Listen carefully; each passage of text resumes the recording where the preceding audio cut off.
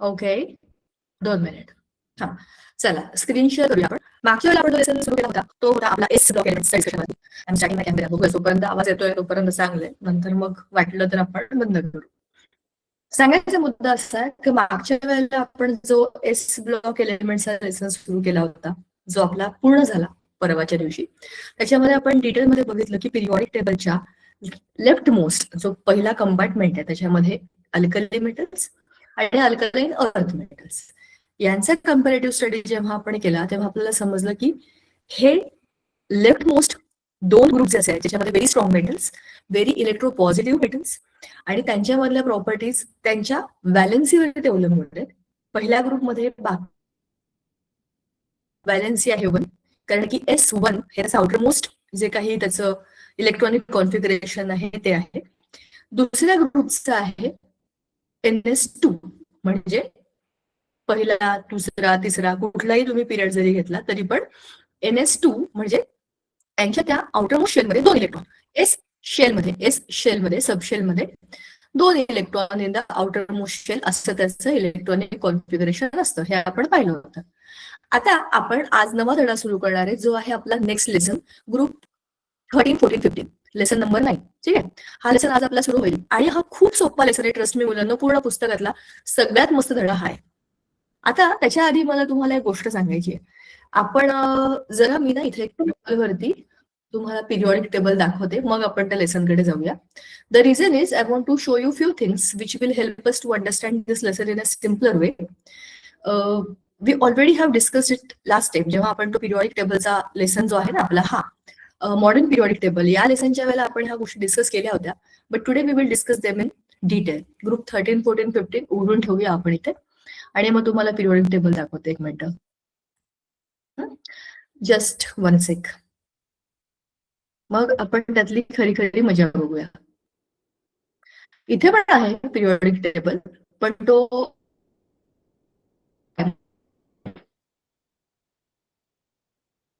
त्यामध्ये periodic table शोधू ज्याच्यामुळे आपल्याला समोर खूप साऱ्या गोष्टी इझिली दिसतील.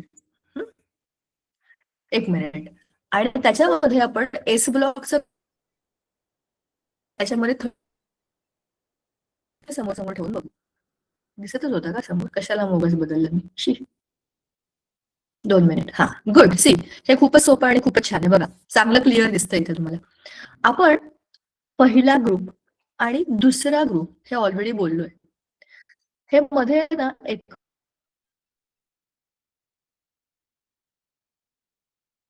21, 22, 23 ते 30 पर्यंत मध्ये हा गॅप ठेवलाय. हा ऍक्च्युली आता हे मजा काय चालली आहे इथे गुगलवर आहे ना, तर मी ज्याच्यावरती ते हात फिरवते तिकडे तिकडे ते लिंक ओपन करेल. सल्फर बद्दल, जर्मेनियम बद्दल तुम्ही पण असं स्वतः सर्च करून बघू शकता. पिरियॉडिक टेबल ही जगातली खूप इंटरेस्टिंग गोष्ट आहे. तुम्हाला ज्या मेटल बद्दल माहिती पाहिजे, समजा AU गोल्ड, त्याला क्लिक केलं की तुम्हाला त्याची सगळी माहिती मिळेल. इकडे गोल्ड बद्दलची केमिकल एलिमेंट आहे, त्याचा सिम्बॉल आहे AU, ॲटॉमिक नंबर आहे 79. ॲटॉमिक नंबर 79 शब्दाचा अर्थ कळला का तुम्हाला? त्याच्यामध्ये प्रोटॉन 79, इलेक्ट्रॉन 79 आणि न्यूट्रॉनची संख्या पण 79. एवढा मोठा बघा. 3D अॅनिमेशन पण आहे गोल्डचं, किती भारी दिसतंय. हे हिरवे हिरवे जे गोल फिरतायत ना ते कोण आहेत? 79 इलेक्ट्रॉन्स. त्याच्यावरती मी जेव्हा हात फिरवला तर बघा त्याचं स्ट्रक्चर 3D मध्ये कसं फिरते. आणि न्यूक्लियस मध्ये बघा, ह्याच्यामध्ये प्रोटॉन आणि न्यूट्रॉन आहेत. आता तुम्हाला त्याचा atomic mass, melting point, boiling point सगळं दिलेलं आहे. This is so interesting. पण हे तुम्ही तुमचं करा ना, स्वतःचा self study and fun learning म्हणून करा. मागच्या लेसन मध्ये आपण ह्या पहिल्या 2 ग्रुप बद्दल बोललो, 1s 2s. तिथे लिहिलं नाहीये पण हा 1s ग्रुप आहे हायड्रोजनचा, आणि बेरिलियमचा जो आहे तो आहे 2s ग्रुप. त्याचं सगळं डिस्कशन आपलं झालं. आजचा जो आपला लेसन आहे तो आहे boron group, carbon group, nitrogen group, 15, 16, 17. आता ऍक्च्युली खरं सांगायला गेलं ना, बघा मी तुम्हाला एक गोष्ट खरी खरी सांगते. पिरियॉडिक टेबल मध्ये खरे प्लेयर जे आहेत ते हे हायड्रोजन म्हणजे पहिला, नंतर हा ग्रुप, नंतर 3, 4, 5, 6, 7 आणि हा 8वा ग्रुप. ठीक आहे, आता त्याच्या इमेजेस बघूया आपण. Why? Because I want to show you the group numbers as well along with that. म्हणजे आपल्याला बघायचे त्याचे डिटेल मध्ये हे घेऊया का जरा, हे नको घ्यायला. आपल्याला मोठं आणि क्लिअर असं पाहिजे त्याच्यामध्ये. आणि असे काळ्या वेळ्या रंगावरचे तर काहीच्या काही दिसतात ते. हे बरं दिसतंय. बघायचं का? मोठं करून बघूया. Why I want to show you this, कारण की आपला पुढचा सगळ्याच्या सगळा लेसनचा डिस्कशनचा टॉपिक इथला इथे कव्हर. काय रे? स्क्रीन दिसत नाही. माझी स्क्रीन दिसत नाहीये तुम्हाला? काय बोलताय? थांबा नाही दिसत नाही एक मला. मिनिट. ओ म्हणजे एवढा वेळ मी तुम्हाला थांब थांब थांब, बरं झालं बोललास रे. मला वाटलं मी स्क्रीन शेअर केली आहे आणि ती झाली नाही. मी बुक शेअर करत होते तुम्हाला, ते पण नाही दिसलंय. म्हणजे ठीक आहे, एनिवे चला एकच मिनिट. थँक्यू, बऱ्याच लवकर सांगितलंस तू. मी ऍक्च्युली पिरियॉडिक टेबलचा ह्या सगळ्या फोटोज मधनं हा थोडा मोठा फोटो सिलेक्ट केलाय, बाकी काही केलं नाही मोठ्या वेळामध्ये. ठीक आहे. तर मला सांगायचा मुद्दा हा होता, हे आपल्या पुस्तकामध्ये पण आहे पिरियॉडिक टेबल, नाही असं नाहीये. पण ते काय आहे, आपल्याला ते आडवं बघा, मग ते परत वरची पानं खालची पानं खेळत बसायला लागेल. म्हणून मी वेगळ्या ठिकाणी उघडलं. आपण ग्रुप 1 ग्रुप 2 चा अभ्यास ऑलरेडी केलेला आहे. आणि आता आपण पुढच्या म्हणजे 13, 14, 15, ऍक्च्युली हे ग्रुप नंबर 3, 4, 5 आहेत. आणि यांचा अभ्यास आता आपण करणार आहे. 1 आणि 2 मध्ये काय आहे? Alkali metals, alkaline earth metals.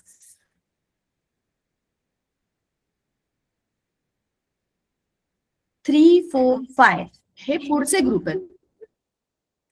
नंतर आहे 6 आणि 7 आणि 8. आता सगळ्यात फर्स्ट हे सगळे मेटल्स येतात एक्सेप्ट हायड्रोजन. हायड्रोजन हा डायसी आपण त्या दिवशी बोललो. पहिला आणि दुसरा ग्रुप ऑरेंज आणि पिवळ्या पट्टीतले सगळे जे आहेत, ऑरेंज पिवळ्या पट्टीतले हे सगळे मेटल्स आहेत, रिएक्टिव्ह मेटल.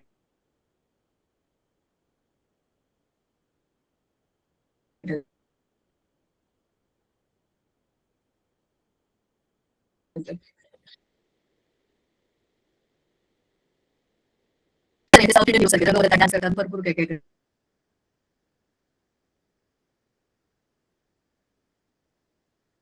कारण की यांच्याकडे खूप रिकामे इलेक्ट्रॉन्स आहेत. यांच्याकडे तसं नाही, एक किंवा 2 इलेक्ट्रॉन जायचं डिकायचं समजायचं. यांच्याकडे आणि इंटरेस्टिंग ग्रुप आहे हा, सगळ्यात इंटरेस्टिंग ग्रुप पिरियॉडिक टेबल मधला आहे पी ब्लॉक. का बरं? पी ब्लॉक मध्ये मेटल्स पण आहेत, मेटलॉइड्स पण आहेत, नॉन मेटल्स पण आहेत आणि नोबल गॅसेस पण आहेत. म्हणजे ही ती बिल्डिंग आहे ज्याच्यामध्ये अतिश्रीमंत हायफाय लोक राहतात, जे स्कॉर्पिओ, थार किंवा अशा कोणत्या कोणत्या फार महागड्या महागड्या गाड्या घेऊन फिरतात. त्याच्यामध्ये मेटलॉइड्स पण आहेत, जे कधी ट्रेनने प्रवास करतात, कधी एसटीने प्रवास करतात, कधी स्वतःच्या कारने प्रवास करतात. त्याच्यामध्ये नॉन मेटल्स पण आहेत. नॉन मेटल्स म्हणजे असे लोक जे दुसऱ्यांच्या गाडीने प्रवास करतात. Simple non metals. आणि अतिशय भांडकुदळ असे हॅलोजन ग्रुप. भांडकुदळ म्हणजे लोकांचं हिसकावून घेणारे. आणि हे आहे जगातले सगळ्यात चांगले लोक, जे कधीच कोणाशी वाद घालत नाही, कधी कोणाशी भांडत नाही. कोणी मारायला आलं तरी म्हणतात जाऊ दे रे, लहान आहे तो, सोडून देतात त्याला. माफ करणारे सगळेचे सगळे नोबल गॅसेस, कारण ते कोणाशीच रिॲक्ट करत नाहीत. त्यांना गरजच नाहीये. ते जन्माला आले ते सगळं घेऊनच आलेत. म्हणजे पैसे, स्थैर्य, आनंद, चांगली हेल्थ सगळं त्यांच्याकडे. मग कशाला ते भांडतील ना कोणाशी? भांडण कोणाला करावं लागतं? ज्याला काहीतरी पाहिजे असेल किंवा काहीतरी द्यायचं असेल. हो की नाही? देण्या घेण्याच्या कॅटेगरीमध्ये जगातले बाकी सगळे लोक येतात एक्सेप्ट हे ग्रुप 18. मग आता आपण जो पी ब्लॉक बोलतोय त्या पी ब्लॉक मध्ये हे आहेत मेटल्स, हे आहेत मेटलॉइड्स, हे आहेत नॉन मेटल्स आणि हे आहेत नोबल गॅसेस. जसं मी म्हटलं तसं P block is the most interesting block of entire periodic table because it has everything possible in the world. आता कसं काय बघा, ॲल्युमिनियम, गॅलियम, इंडियम, थॅलियम, लीड, टीन, बिस्मथ, पोलोनियम हे सगळे जे आहेत हे आहेत पोस्ट ट्रान्झिशन पण मेटल्स. डी ब्लॉकच्या नंतर हे ट्रान्झिशन मेटल्सच्या पुढचे पण पोस्ट ट्रान्झिशन पण आहेत मेटल्सच. मेटल म्हणून जन्माला आलेत, ते मेटल म्हणून काम करतात. ह्यातला आपल्या सगळ्यांच्या माहितीतला ॲल्युमिनियम. अगदी आपल्या सगळ्यांच्या किचनमध्ये ॲल्युमिनियम फॉईल कधीतरी तुम्ही बघितलं असेल. म्हणजे अगदी आपण नाही स्वयंपाक करताना वापरले तरी आपण जेव्हा फूड पार्सल आणतो तेव्हा खूपदा त्याच्यामध्ये त्या रोटी बिटी काय काय ॲल्युमिनियम फॉईल मध्ये रॅप करून देतात. तर तो अॅल्युमिनियम आपल्या जेवणापासून आपल्या घराच्या छत्र्या पत्र्या ह्या सगळ्यामध्ये येतो. हा खूप खूप वाईल्डली यूज होणारा मेटल आहे आपल्या आजूबाजूला. स्वयंपाकातली भांडी पण अॅल्युमिनियमची असतात बऱ्याच घरांमध्ये, हो की नाही? सो असा हा जो अॅल्युमिनियम आहे हा आपल्या सगळ्यांच्या ओळखीचा आहे. गॅलियम, इंडियम, हा आता ते म्हणतात ना ते इंडालियम, भिंडालियम, कसल्या कसल्या अॅल्युमिनियम सारख्याच वस्तू त्या ह्याच्या कशा कशा पासूनच्या मेटलच्याच बनलेल्या असतात. लीड हा महत्वाचा मेटल आहे.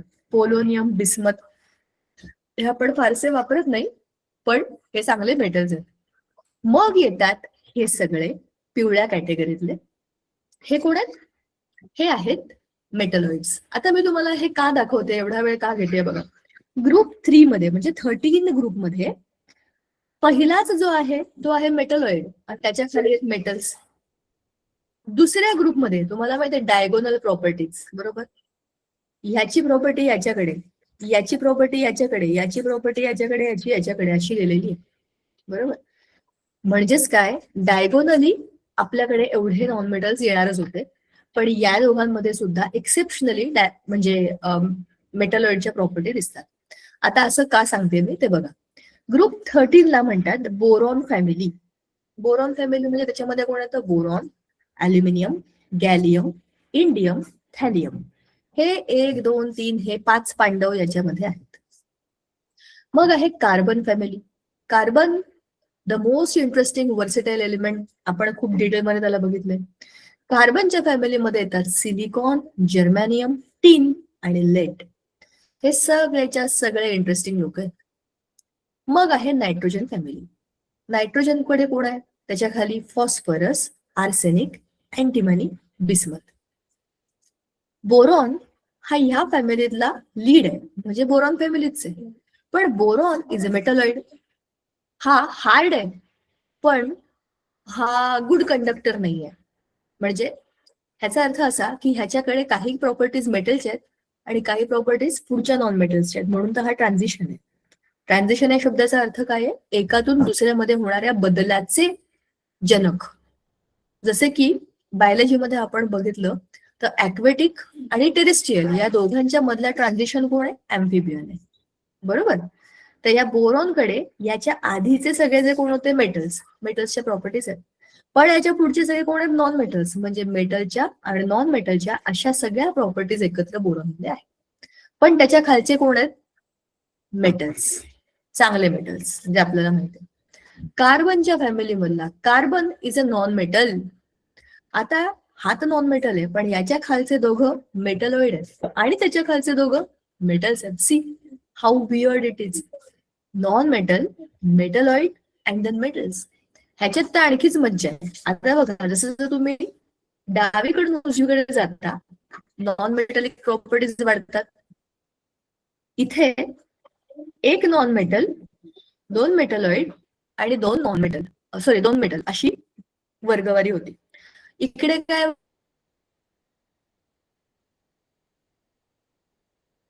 बघा, इथे दोन मेटलॉइड आणि एकच मेटल, म्हणजे एक्झॅक्टली याच्या मेटल कारण नॉन मेटल. इकडे एकच मेटल, बाकी सगळे नॉन मेटल. आणि इकडे तर बघा कसं तरी विचारात तग धरून एकच आहे, कारण 3 नॉन मेटलॉइडची संख्या पण कमी झाली. एकच मेटलॉइड आणि डायरेक्ट एकच मेटल. ग्रुप 17 मध्ये तर ते पण नाहीये. ग्रुप 17 मध्ये एकही मेटल नाहीये. फ्लोरीन, क्लोरीन, ब्रोमीन, आयोडीन हे सगळेच्या सगळे हॅलोजन्स आहेत आणि हे सगळे डेडली हॅलोजन्स आहेत. दुसरं महत्वाचं, हे सगळे नॉन मेटल आहेत आणि त्याच्या खाली जो आहे ऍस्टॅटाईन, तो जो आहे तो आहे मेटलॉइड. म्हणजे आपण जे बोललो होतो की पिरियॉडिक ट्रेंड्स मध्ये वी ऑलरेडी हॅव डिस्कस्ड की ह्याच्यामध्ये मेटलच्या प्रॉपर्टीज हळूहळू कमी होतात, नॉन मेटलच्या प्रॉपर्टीज वाढत जातात.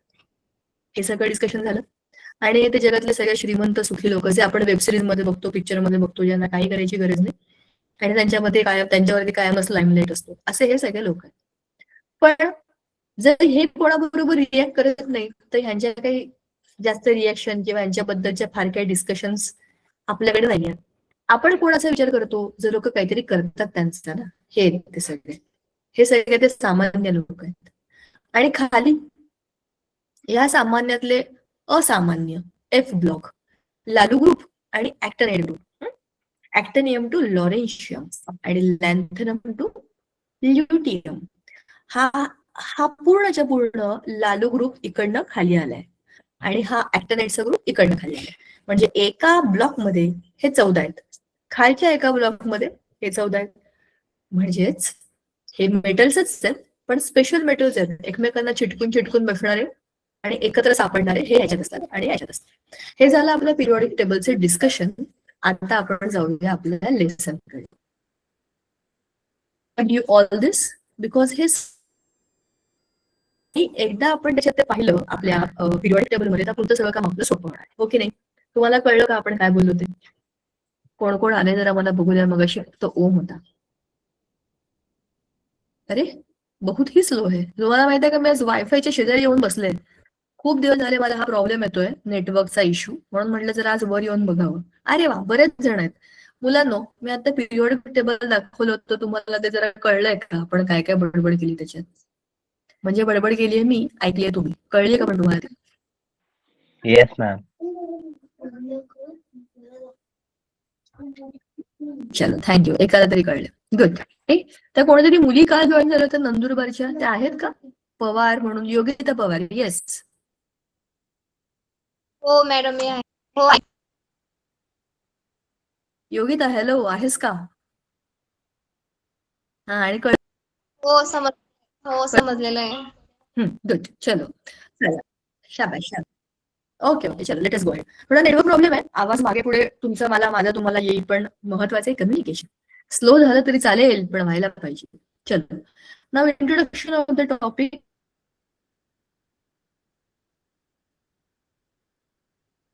Let us see.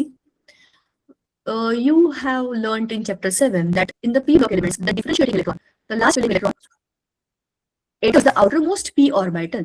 You also know that maximum 6 electrons can be accommodated in p subshell or 3p orbitals. आता हे काय? आपण p ब्लॉक मध्ये आहोत, तर हा महत्त्वाचा मुद्दा आपल्याला इथे डिस्कस करायला पाहिजे. आपल्याला माहिती आहे की देयर आर टाइप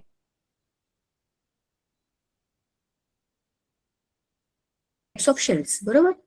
एक आहे एस शेल, मग असतो पी शेल आणि मग येतो डी शेल. हे आपण चौथ्या लेसन मध्ये गेलंय असं मला वाटतंय. चौथ्या लेसन मध्ये हे सगळं बोललो होतो आपण. त्याच्यामध्ये इलेक्ट्रॉनिक कॉन्फिगरेशन कसं असतं, काय असतं, हे आपण पाहिलं होतं. हा एस शेल. एस शेल मध्ये 2च इलेक्ट्रॉन असतात. ठीक आहे, हा एस आहे, वाटत नसलं तरी. हा आहे P. This is P subshell. Subshell म्हणजे 1s, 2s, 2p. हा जो नंबर असतो ना,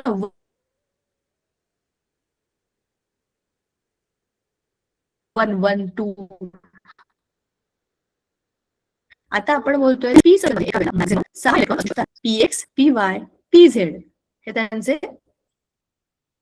आणखी डिटेल मध्ये आपण नावं दिली तर पार्ट्स होतात. px मध्ये 2 इलेक्ट्रॉन, py मध्ये 2 इलेक्ट्रॉन आणि pz मध्ये 2 इलेक्ट्रॉन. लाईकवाईज हा ब्लॉक, याच्यामध्ये एकूण किती इलेक्ट्रॉन्स मावू शकतात? 6 इलेक्ट्रॉन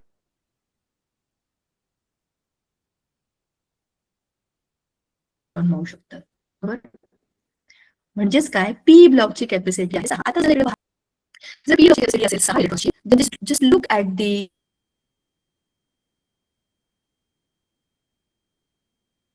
नंबर्स 3, 4, 5, 6, 7. आता जरा पहिल्या शेल मध्ये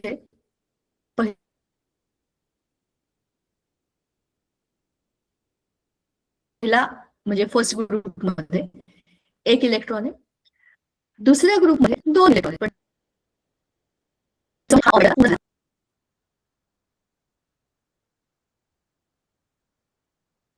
एस शेल मध्ये इलेक्ट्रॉन भरले जातात. आता उरलेले की ह्या सगळ्या एलिमेंट्सचे आउटर मोस्ट शेल पी आहेत. मग पी मध्ये किती इलेक्ट्रॉन? त्याची value 3, 4, 5, 6, 7. indicates the number of electrons in the valence shell. 7 चा अर्थ आहे की 7 electron in the outermost shell. जर 7 इलेक्ट्रॉन्स असतील तर त्याची व्हॅलेन्सी किती असेल? व्हॅलेन्सी म्हणजे संयोजन. 10वीत आपण त्याला संयोजन म्हणालो होतो. जर 7 इलेक्ट्रॉन्स असतील आपल्या ऍटम कडे तर त्याची संयोजा म्हणजे व्हॅलेन्सी किती असेल सांगा बरं जरा.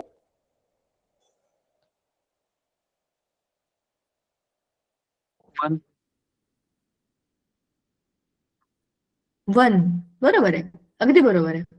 म्हणजे चला. व्हॅलेन्स इलेक्ट्रॉन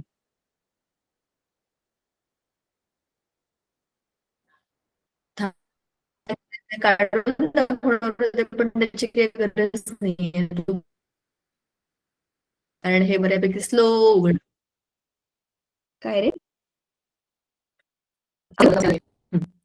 बरं बघा, 7 इलेक्ट्रॉन्स असतील आउटर मोस्ट शेल मध्ये तर त्याला ऑक्टेट कम्प्लीट करायला एकच इलेक्ट्रॉन पाहिजे म्हणजे याची व्हॅलेन्सी 1. जर आउटर मोस्ट शेल मध्ये 6 इलेक्ट्रॉन्स असतील तर त्याला ऑक्टेट कम्प्लीट करायला 2 इलेक्ट्रॉन पाहिजे म्हणजे याची व्हॅलेन्सी आहे 2. ह्याच्या बाबतीमध्ये 5 इलेक्ट्रॉन आहेत.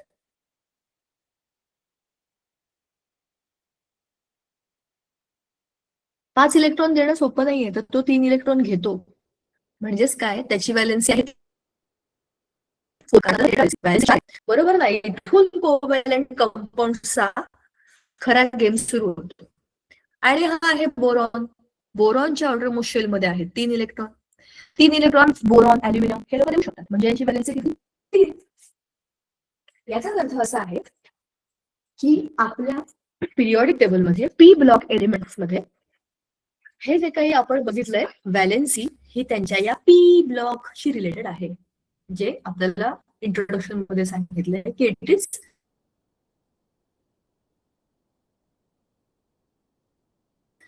All dependent on the P subshell. कारण हे पी मध्ये असतील. आता आपण कॉन्फिगरेशन जसे बोरॉन, अल्युमिनियम, गॅलियम, इंडियम आणि हा आहे टीन. टीन म्हणजे टीनचे पत्रे बित्रे असतात ना. अरे हा टीन 14 ग्रुप मध्ये, सॉरी हा आहे इंडियमच्या नंतर खाली आहे थॅलियम, सॉरी थॅलियम आणि लीड आहे खाली, लीड इज एसएन. हा ग्रुप 14 आहे. हा आहे आपला लीड, सॉरी हा आहे आपला टीन आणि PB is lead. Lead okay ठीक आहे. तर ओके हा तर आता बघा ह्या सगळ्यांचे ग्रुप 13 बोरॉन फॅमिलीचे आउटर मोस्ट इलेक्ट्रॉन बघा 2p1, 3p1, 4p1 असं करत करत हा जो आहे थॅलियम त्याचे आहेत 6p1 म्हणजेच काय p1 पण त्याच्या आधीचा 2s2 एवढे भरलेले आहेत. आणि तुम्हाला हे माहिती आहे की इकडचे इलेक्ट्रॉन पी मध्ये जाऊ शकतात कारण दोघांची एनर्जी लेवल सेम आहे.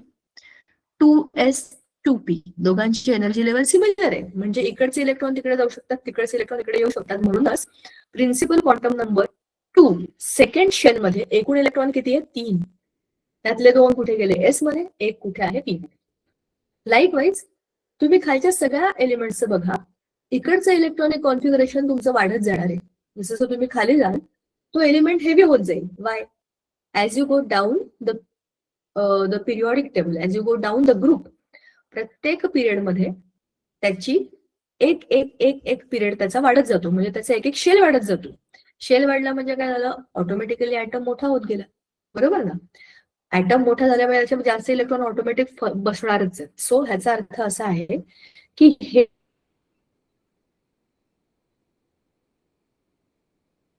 हे तुमचं कॉन्स्टंट राहणार आहे. फक्त जितक्या नंबरच्या पिरियड तितक्या नंबरचा एस आणि तुम्हाला. आता 14 ग्रुप बघा. 14 ग्रुप मध्ये कार्बन, सिलिकॉन, जर्मॅनियम, त्याच्यानंतर आहे टीन आणि आहे लेड. हे सगळेचे सगळे ग्रुप 14 आणि यांच्या आउटर मोस्ट शेल मध्ये आहेत 2 2 2 आणि 2 इलेक्ट्रॉन. बघा मुलांनो हे मी पीच सांगते. पूर्णच्या पूर्ण सेकंड प्रिन्सिपल क्वांटम नंबर म्हणजे दुसरा पिरियड, तिसरा पिरियड म्हणजे second shell, third shell, fourth shell तुम्ही बघितली तर याचे टोटल मिळून होतात इलेक्ट्रॉन 4. ह्यांचे होतात 3 म्हणून ही ग्रुप 13 आहे आणि हा ग्रुप 14 आहे आणि हा ग्रुप 15 आहे कारण या दोघांची टोटल होते 5. मग याच्या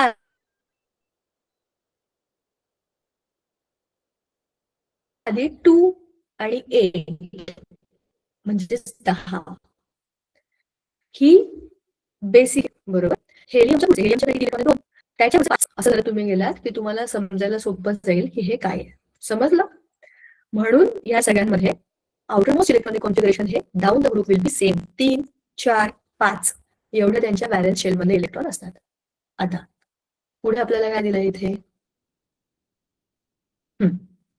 कोणत्या कोणत्या फॅमिलीज आहेत. Boron family, carbon family, nitrogen family. Electronic configuration 13, 14, 15 आपण पाहिलं, बरोबर. आता let us go to the next point.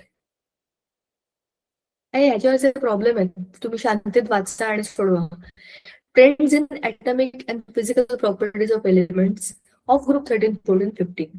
आता हा मुद्दा काय आहे, comparative study of all the groups. 13, 14, 15 ह्या ग्रुप मधल्या एलिमेंट्सच्या आता आपल्याला काय बघायचे, फिजिकल आणि ॲटॉमिक. ॲटॉमिक म्हणजे काय, त्यांच्या ॲटमच्या रचनेमध्ये काय आहे आणि त्याच्यामध्ये त्याच्या फिजिकल प्रॉपर्टीज काय आहेत ते बघायचं. आता बघा, ॲटॉमिक नंबर बोरॉनचा आहे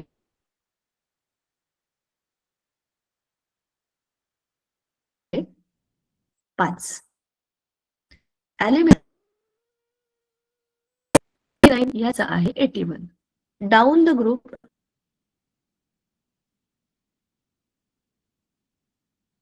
ॲटॉमिक नंबर वाढत गेलाय, वजन पण वाढत गेलंय, बरोबर. एवढ्या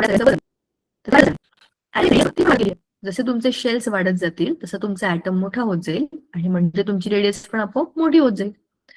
आयनिक रेडियस M3+, डायरेक्ट तिसरं म्हणजे 3ही इलेक्ट्रॉन काढून टाकले तर त्याची रेडियस किती असेल आयनची, 88 ची होईल 27. का श्रिंक होईल ना तो ॲटम. 143 ची होईल 53. बापरे, केवढी कमी. अशा पद्धतीने तुम्ही जरा कम्पेअर करा किती कमी होत आहेत त्याच्या आयनिक रेडियाय. बाय 3 इलेक्ट्रॉन घालवले आपण, 3+ आहे बघा. आता त्याची एन्थॅल्पी, पहिला इलेक्ट्रॉन काढून टाकायला 801, दुसऱ्याला 2427, तिसऱ्याला 3649 एवढी एनर्जी द्यावी लागेल. इमॅजिन करा. हा आहे ॲटम, कुठला पण थर्ड ग्रुप मधला आपण ॲटम घेऊया, त्याचा न्यूक्लियस आहे. हा त्याचा फर्स्ट शेल आहे आणि हा त्याचा सेकंड शेल आहे. म्हणजे त्याचे सबशेल नाही काढत. पहिल्या शेलमध्ये 2 इलेक्ट्रॉन्स असतात, ते मी ऑलरेडी काढलेले. थर्ड शेलमध्ये आता त्याचे 3 इलेक्ट्रॉन मी इकडे काढते, काळ्या रंगाने काढते, कारण हा थर्ड शेल आहे, थर्ड ग्रुप आहे, त्याच्यामुळे त्याच्या आउटरमोस्ट शेलमध्ये 3 इलेक्ट्रॉन्स असणार. 1, 2, 3. ह्याला ऑक्टेट कम्प्लीट करायचं असेल त्याला हे 3 इलेक्ट्रॉन द्यावे लागतील, बरोबर. म्हणजे याची व्हॅलेन्सी आली 3. हा एक इलेक्ट्रॉन जेव्हा हा ॲटम देऊन टाकेल तेव्हा त्याची होईल फर्स्ट आयोनायझेशन एन्थॅल्पी 801. आता हा +1 चार्जचा एक आयन झाला.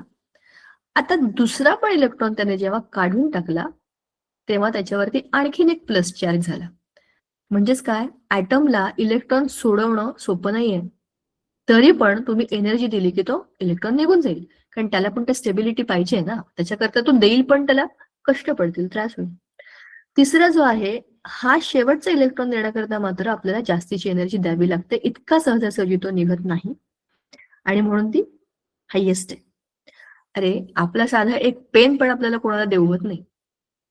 कंपोजभर पेन असतील तरी एक पेन कोणाला देऊन टाकायला आपल्याला जीवावर येतं, तर ह्या ॲटमला स्वतःचे इलेक्ट्रॉन देऊन टाकायचे. इलेक्ट्रॉन दिलं म्हणजे आयडेंटिटी गेली आपली, ॲटमचे डायरेक्ट आयन होतो आपण. मग गरज असते आपल्याला ह्याला त्याला शोधायची आणि स्टेबिलिटी मिळवायची, बरोबर. म्हणजे आयन होणं म्हणजे स्वतःची आयडेंटिटी घालवणं. हे सगळ्या आयटम्सना माहिती आहे तरी पण ते करतात कारण त्यांना स्टेबिलिटी पाहिजे असते, बरोबर. जसं आपण आहे ना, आपल्याला माहिती असतं की शाळेत गेलं की अभ्यास करावा लागेल आपल्याला, तरी आपण जातो शाळेमध्ये. कसं तरी करून आपण 4थी पर्यंत, 6वी पर्यंत, 7वी पर्यंत आपल्याला माहिती असतं. 7वी पर्यंतचा अभ्यास आपल्याला कळलेला असतो की कायच्या काही आहे हा अभ्यास, पण तरी आपल्या अंगात काही कमी किडे नसतात. आपण 8वी, 9वी, 10वीत परत शाळेत जातो आणि आपल्याला कोणी विचारतं नाही विचारत ह्यातला भागच नाही, आपल्याला शाळेत पाठवतात. तसंच जे सिस्टीम मध्ये आहे ते आपण करतोच की नाही. तुम्ही जरी म्हणालात की मला शाळेत शिकायचं नाहीये, मला स्वतः काहीतरी बिझनेस करायचंय, तरी पण तुम्हाला घरातले काय म्हणतील, आधी शिक्षण घे, शहाणा हो, है ना. आजूबाजूला जगात काय चालतंय आपल्याला समजतं, ते अनुभव घे आणि मग तुला काय करायचं ते कर. मग या ॲटम्सना पण हेच लागू पडतं ना. त्यांना पण स्टेबलच व्हायचंय. स्वतःचा बिझनेस तुम्ही 7वीत करा, नाहीतर 70 वर्षाचे झाल्यावर करा. तुम्हाला ते स्थैर्य मिळण्याकरताची धडपड करावीच आहे, कारण की करायचीच आहे ना. ते ह्यांना पण करायचंय. त्याच्याच करता ते बिचारे प्रत्येक ऍटम काही ना काही करतायत, देतायत, घेतायत, बोलतायत, कम्पेअर करतायत किंवा शेअर करतायत. आणि त्याच्यामधनं ह्या सगळ्या प्रॉपर्टीज आपल्याला कळतायत. इलेक्ट्रोनिगेटिव्हिटी किती कमी आहे बघा. 2, 1.5, 1.7, 1.8. थोडी थोडी वरून खाली जरा कमी होते आणि परत ती वाढते. ह्याचं आपल्याला डिस्कशन पुढे येईल असं का होतं. त्याची डेन्सिटी आपल्याला हे माहिती आहे ना, जसं जसं आपण खाली जाऊ आपले ऍटम जड होत जातील आणि म्हणून त्यांची डेन्सिटी पण वाढत जाईल, मेल्टिंग पॉईंट पण वाढतील आणि बॉइलिंग पॉईंट पण स्वाभाविकपणे वाढतीलच. हे झालं त्यांच्या फिजिकल प्रॉपर्टीज. कारण काय, ऍटम वाढला म्हणजे जड झाला, जड झाला म्हणजे डेन्सिटी वाढली, डेन्सिटी वाढली म्हणजे लवकर तो मेल्ट होणार नाही, लवकर मेल्ट झाला नाही तर लवकर तो बॉईल पण होणार नाही. सगळे एकमेकात अडकलेले आहेत. आता परत ग्रुप 14 आहे बघा. कार्बन, सिलिकॉन, जर्मेनियम, टिन आणि लेड. 6, 14, 32, 50, 82. बघा ऍटॉमिक मास त्यांचं वाढत गेलंय. ऍटॉमिक रेडियस खाली गेलं की वाढत जाते. आयनिक रेडियस, आता कार्बनच्या आयनची रेडियस दिलेले नाहीये. Carbon is not going to make any kind of ion. Electron देत पण नाही, इलेक्ट्रॉन घेत पण नाही. पण तरी सुद्धा, आणि इथे I think it's a printing mistake, 3+ नाही होऊ शकत, इथे 4+ असायला पाहिजे. तर आपल्याला दिली आहे इथे आयनायझेशन एन्थॅल्पी. बघा याची याची याची ह्याची, you look at all the elements here आणि तुम्ही ह्यातल्या फक्त कार्बनची एन्थॅल्पी चेक करा. कार्बनच्या आपण let's draw the carbon. Carbon smart चांद, मला आवडतो कार्बन. का विचारा, भारी माणूस येतो, तो काहीही करू शकतो. कार्बन चे 4 इलेक्ट्रॉन असे काढूया आपण. आता ह्या बिचाऱ्या कार्बनला स्टेबिलिटी मिळवण्याकरता कोणतरी सांगितलं की तुझा 1 इलेक्ट्रॉन देऊन टाक. 1 इलेक्ट्रॉन कार्बनने दिला, कार्बनकडनं सोडवत नाहीये. कार्बन इज अ छोटा ऍटम, सगळ्यात छोटा आहे बघा. यांच्या ग्रुपमधला सगळ्यात छोटा ऍटॉमिक नंबर 6 आहे. त्याचं वजनच 12 आहे. 12 वजनातला 1 इलेक्ट्रॉन गेला की हा पॉझिटिव्ह होईल, त्याला ते परवडत नाही, त्याला ते आवडत नाही. तरी पण 1 इलेक्ट्रॉन गेला की एवढी एनर्जी द्यावी लागते. एवढी एनर्जी खाली कोणीच खात नाहीये, फक्त कार्बन खातोय. पहिलाच इलेक्ट्रॉन द्यायला, पहिला कसा तरी दिला आणि दुसरा पण त्याच्याकडनं कोणीतरी घेतला तर बघा डबलच्याही जास्त, म्हणजे त्याला पटलेलं नाहीये दुसरा इलेक्ट्रॉन घेतला, म्हणून तो खूप जास्त एनर्जी डिमांड करतोय. तिसरा इलेक्ट्रॉन देण्याकरता तर दुप्पटच्याहून पण जास्त. बघा ना, 23 दुणे 46, त्याच्याहून पण जास्त जवळपास तो एनर्जी मागतोय की मला नाही द्यायचंय. द्यायचं असेल तर एवढी एनर्जी द्या. आणि चौथा बघा, व्हॉट इज धिस, 6220. चौथा इलेक्ट्रॉन पण त्याच्याकडनं काढून घ्यायचा असेल तर एवढी एनर्जी आपल्याला द्यावी लागेल, विच इज नॉट इझी. आणि म्हणूनच carbon is not showing any M+4. M+4 दाखवणारच नाही तो, कारण त्याला द्यायचेच नाहीये. तो काय करेल, तो शेअरिंग करेल, जे तो ऑलरेडी करतो. पण बाकीचे खालचे असे नाहीयेत. खालच्या लोकांकडे एक्स्ट्रा शेल आहे, म्हणजे 3रा, 4था, 5वा, 6वा असे ग्रुप आहेत ना, तर हे थोडे थोडे मोठे आहेत ना, म्हणून हे करून बघू शकतात, इलेक्ट्रॉन देऊ शकतात. आणि जर्मेनियम, सिलिकॉन, बिलिकॉन हे सगळे मेटलॉइड्स आहेत, त्याच्यामुळे ह्यांच्या प्रॉपर्टीज वेगळ्या आहेत. खालचे तर मेटल्स आहेत ना, त्याच्यामुळे मेटल्सचे इलेक्ट्रॉन देतात, हे इलेक्ट्रॉन देऊन टाकतात. Carbon is a special person, त्याच्या तुम्ही एन्थॅल्पीज नक्की लक्षात ठेवा. म्हणजे वाढलेल्या तेवढं लक्षात ठेवा, व्हॅल्यूज लक्षात ठेवायची गरज नाहीये, but it will help you to understand की हा कार्बन एवढा महान काय. इलेक्ट्रोनिगेटिव्हिटी बघा, कार्बनची इलेक्ट्रोनिगेटिव्हिटी 2.5, बरीच चांगली आहे हा, 2.5. आतापर्यंत आपण बघितलेले सगळे 0.7, 0.8 बरोबर, एस ब्लॉक मधले 0.7, 0.8 होते. हे इकडचे 1.5, 1.89 अशा रेंजमध्ये, कोणतरी 2 आहे. 2.5 या सगळ्यांमधला कार्बनच. ह्याला इलेक्ट्रॉन स्वतःकडे ठेवायचे असतात, म्हणून हा इलेक्ट्रॉन 2.5 बरं आहे ना. इलेक्ट्रॉन शेअर केलेला माणूस, कार्बन आणि हायड्रोजन यांचा बॉन्ड आहे समजा हायड्रोकार्बन मध्ये. 2.5 इलेक्ट्रोनिगेटिव्हिटी आहे. कार्बन स्टेबल ठेवतो, तो खेचून घेत नाही याच्याकडे, पण घेतो ना. बरोबर ना? म्हणजे याचा अर्थ असा की त्याच्याकडे इलेक्ट्रोनिगेटिव्हिटी आहे, म्हणजे लक्षात ठेवण्या इतकी आहे, पण दुसऱ्यांना त्रास देण्या इतकी तर नक्कीच नाही. बरोबर. आता density will increase, melting point will increase and boiling point also will अरे डिक्रीज झालाय, हे तो उलटा हो गया रे. असं का झालं असेल सांगा आता मला. मगाशी मी तुम्हाला एक हिंट दिली होती बोलता बोलता, आता मला सांगा असं का होत असेल. चला मीच सांगते. बघा, हा पहिला जो आहे हा आहे नॉन मेटल, हे दोघं आहेत मेटलॉइड आणि हे दोघं आहेत मेटल. सी गाईज, मेटल्स ना मेल्ट करायचं आणि त्यांना बॉईल करायचं ही प्रोसेस वेगळी आहे. मेटल्स आहेत ते, हे मेटलॉइड आहेत, हे धड मेटल सारखे पण नाही आहेत, हे धड मेटलॉइड सारखे पण नाही आहेत. म्हणून ह्यांच्याकडे अशा अर्ध्या मुर्ध्या कॅटेगरीज आहेत, अशा अर्ध्या मुर्ध्या कॅरेक्टरिस्टिक्स आहेत जे ह्याच्यात पण बसत नाही त्याच्यात पण बसत नाही. म्हणून ह्यांचे मेल्टिंग पॉइंट हे जास्त आहेत आणि ऑब्व्हियसली बॉइलिंग पॉइंट पण जास्त आहेत. आणि कार्बन तर नॉन मेटल आहे. नॉन मेटलला मेल्ट करणं कठीण असतं ना, त्यांच्याकडे काही फ्री इलेक्ट्रॉन नाही आहेत, त्यांना जाळायचंय तुम्हाला.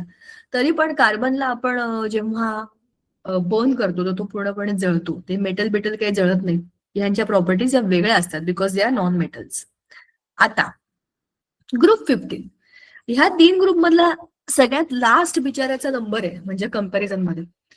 पण हे सगळे आहेत नॉन मेटलकडे झुकलेले असे सगळे 15 ग्रुप मधले एलिमेंट्स. ह्याच्यामध्ये आहे नायट्रोजन, मग आहे फॉस्फरस, ऍस्टेटिन आणि बिस्मथ. एसबी म्हणजे काय होतं रे, मी विसरून गेले. वर बघूया आपण जरा, काय मी त्याचं नाव विसरले, एकच second.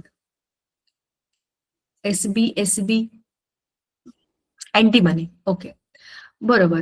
Nitrogen, phosphorus, arsenic, antimony आणि बिस्मथ. ओके, हे नायट्रोजन फॅमिली मधले आपले सगळे प्लेयर्स आहेत. Now let us see what they are doing.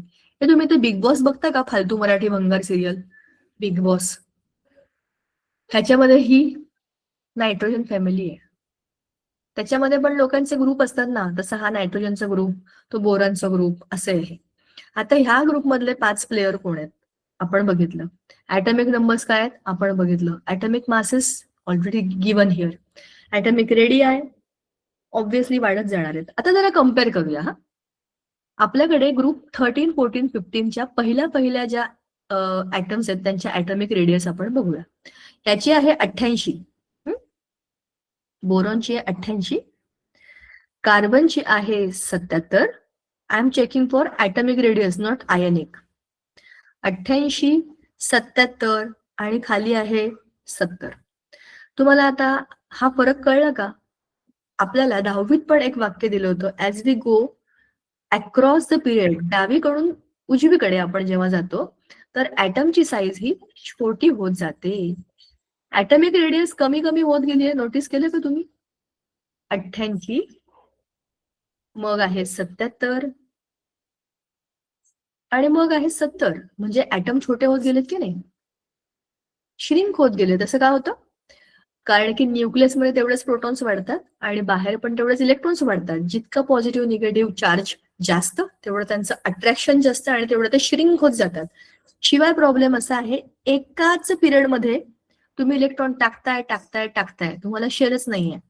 त्या शेलमध्ये तुम्ही लोकांना कोंबताय आणि आतमध्ये न्यूक्लियसमध्ये प्रोटॉन पण कोंबताय. त्याच्यामुळे काय होतंय, लोकांची गर्दी वाढते एकाच रिंगमध्ये. ठीक आहे ना, म्हणून ते श्रिंक होत जातात.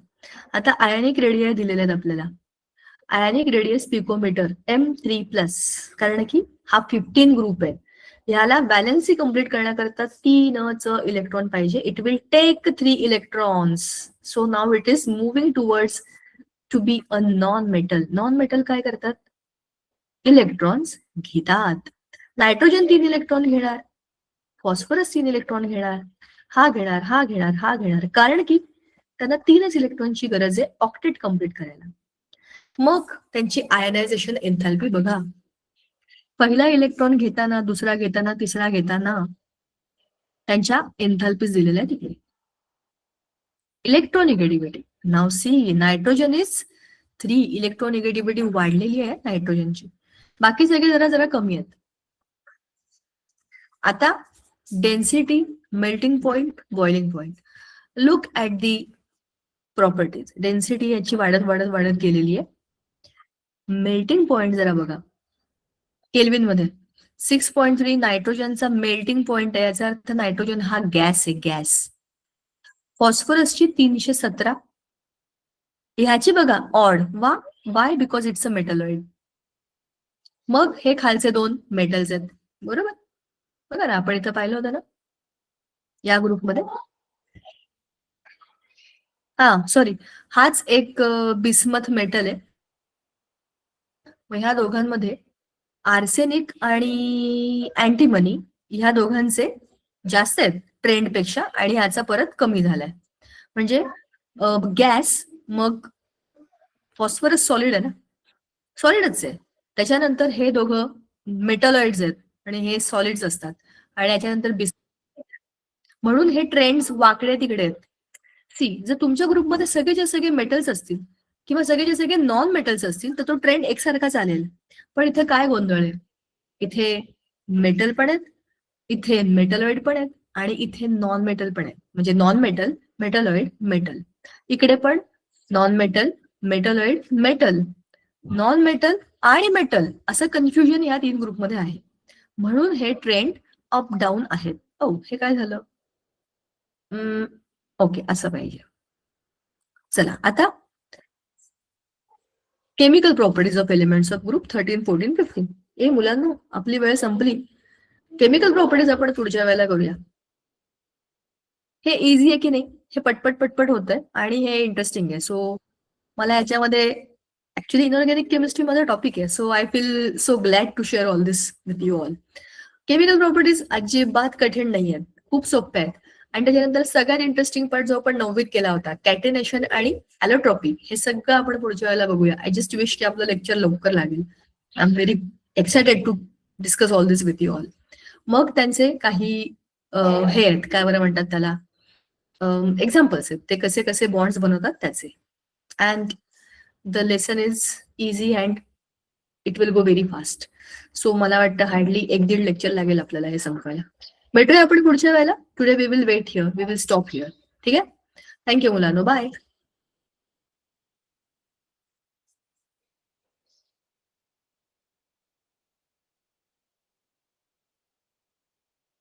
Bye ma'am, good night.